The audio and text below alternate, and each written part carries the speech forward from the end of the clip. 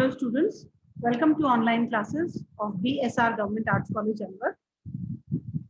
I am Dr. Gayatri Yadav, Associate Professor in Geography, and we are doing the second paper of BA Part 2 Geography.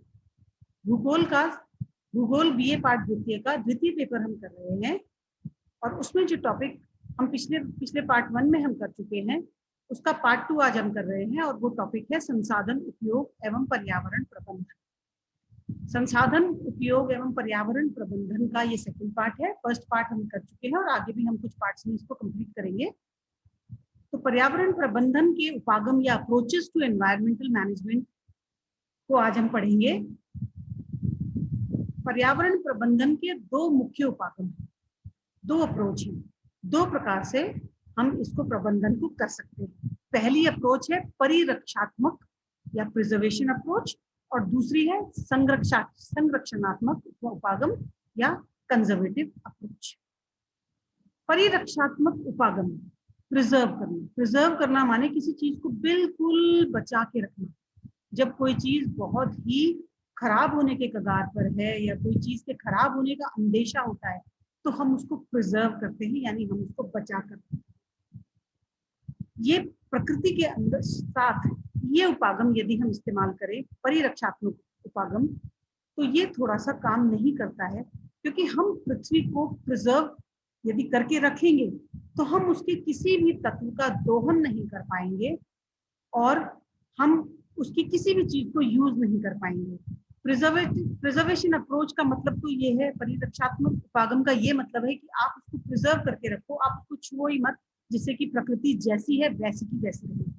तो इस उपागम को हम कुछ अंश तक तो हम इसको यूज कर सकते हैं, लेकिन हम इसको पूरी तरह से कारगर नहीं है। परिरक्षात्मक उपागम के अनुसार मानव को अपने पर्यावरण के साथ सामंजस्य करना चाहिए, एडजस्टमेंट करना चाहिए, यानी जो पर्यावरण उसको दे उसको वो स्वीकार करे तथा प्रकृति के साथ उसको छेड़छाड़ की भावना नहीं रखनी चाहिए। ये उपागम, जैसा कि मैंने पहले भी कहा, ये उपागम व्यवहारिक नहीं है, क्योंकि प्रकृति के उपयोग द्वारा ही विकास संभव है।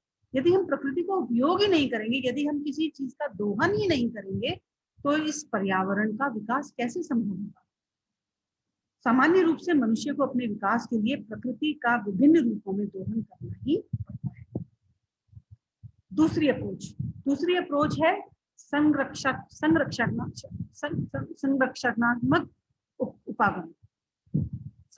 संरक्षणात्मक उपागम या कंजर्वेटिव अप्रोच।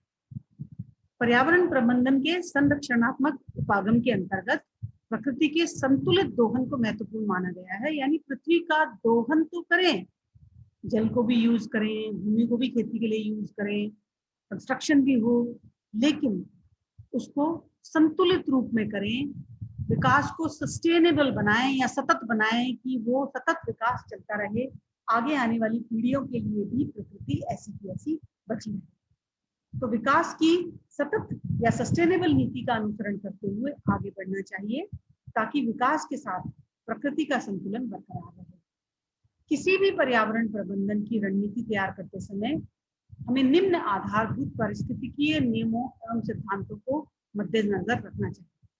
पहला सिद्धांत ये है कि जीव मंडलीय पारिस्थितिक तंत्र तथा अन्य उत्तरोत्तर लघु पारिस्थितिक तंत्रों के जैविक एवं अजैविक संगठन बृहद स्तरीय जैव भू रसायन चक्रों द्वारा एक दूसरे से आबद्ध एवं अंतर संबंधित है।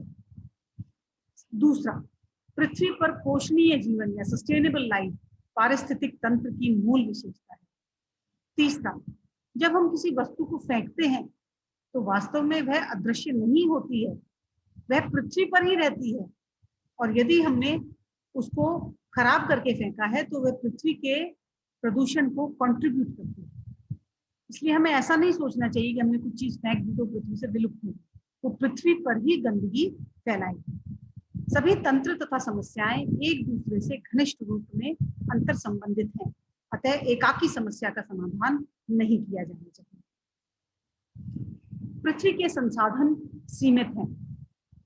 संसाधनों को बनाने के लिए तथा पारिस्थितिक तंत्र की स्थिरता के लिए प्रकृति को लाखों करोड़ों खर्च करना पड़ता है। जब जीवीय प्रक्रमों का भौतिक घटनाओं के साथ संबंध हो जाता है तो अति प्रचंड प्रकोप एवं आपदाएं उत्पन्न हो जाती हैं। 8वां, सभी जीवित जीव तथा भौतिक पर्यावरण परस्पर प्रतिक्रिया करते हैं। 9वां, पारिस्थितिक तंत्र में ऊर्जा प्रारूप तथा ऊर्जा प्रवाह ऊष्मा गतिकी के प्रथम एवं द्वितीय नियमों द्वारा नियंत्रित होता है।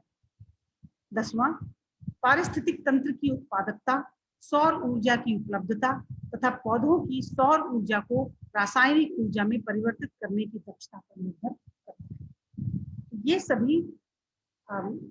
ये सभी आधारभूत पारिस्थितिकीय नियम हैं जिनका की पालन करना चाहिए प्रत्येक देश को, प्रत्येक समाज को, जिससे कि हमारी ये पृथ्वी इसी प्रकार से बनी रहे और